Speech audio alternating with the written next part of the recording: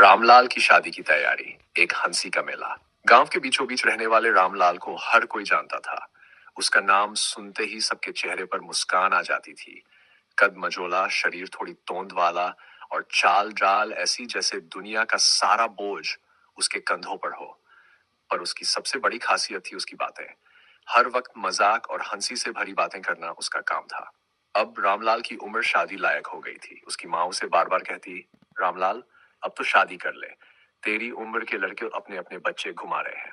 रामलाल हमेशा जवाब देता, माँ इतनी जल्दी क्या है, मैं ऐसा लड़का हूँ जिसके लिए लड़कियां खुद लाइन में खड़ी रहेंगी।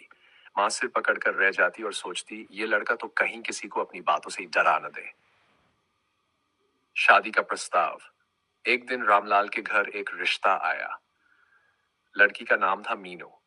माँ ने रामलाल को बताया तो उसने बड़ी गंभीरता से कहा, माँ पहले देख लेते हैं मीनू हंसती है या नहीं, क्योंकि मैं तो उसकी पूरी जिंदगी हंसाते रहने वाला हूँ। लड़की वाले जब रामलाल के घर आए तो माहौल पहले से ही हल्का फुल्का था। रामलाल ने मीनू से सवाल पूछा, आपको हंसने का शौक है? मीनू ने सिर झुकाकर जवाब दिया, जी कभी कभी। ये सुनते ही रामलाल ने सीधा जवाब दिया, माँ ये कभी कभी वाली लड़की मेरे लिए ठीक नहीं, मुझे तो हर वक्त हंसने वाली चाहिए। पूरा घर ठहाकों से गूंज गया। लड़की वालों ने रामलाल की ईमानदारी और मजाकिया अंदाज को सराहा और शादी पक्की हो गई। अब रामलाल की शादी की तैयारियां शुरू हो गई। गांव के लोगों में हड़कंप मच गया। हर कोई यही सोच रहा था कि रामलाल की शादी में क्या क्या मजेदार होगा। रामलाल ने शादी के लिए अपनी खास ड्रेस सिलवाई। उसने दर्जी को कहा, कपड़े ऐसे बनाने हैं कि मुझ पर राजकुमार जैसा लुक आए और मीनू मुझे देखते ही बेहोश हो जाए। दर्जी ने मुस्कुराते हुए कहा, रामलाल भाई, आपका लुक तो ऐसा है कि लोग आपको देखकर बिना बेहोश हुए हंसने लगे। शादी के कार्ड भी बड़े खास थे। रामलाल ने हर कार्ड में लिखवाया, आइए और हमारी शादी को कॉमेडी शो में बदलने में मदद करें।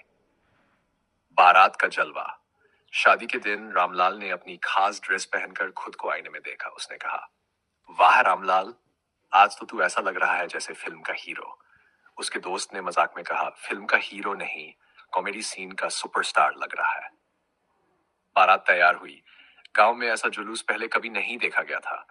रामलाल ने घोड़ी पर चढ़ने की कोशिश की, लेकिन घोड़ी ने उसे देखते ही पीछे हटना शुरू कर दिया। रामलाल बोला, अरे घोड़ी, डर मत, मैं तुझे हंसाने वाला हूं, खाने वाला नहीं। घोड़ी वाला बोला, रामलाल भाई, घोड़ी आपसे डर नहीं रही, उसे लग रहा है कि आप घोड़े से भारी हैं। यह सुनकर बाराती हंस हंस कर लोटपोट हो गए। विदाई का मजेदार किस्सा।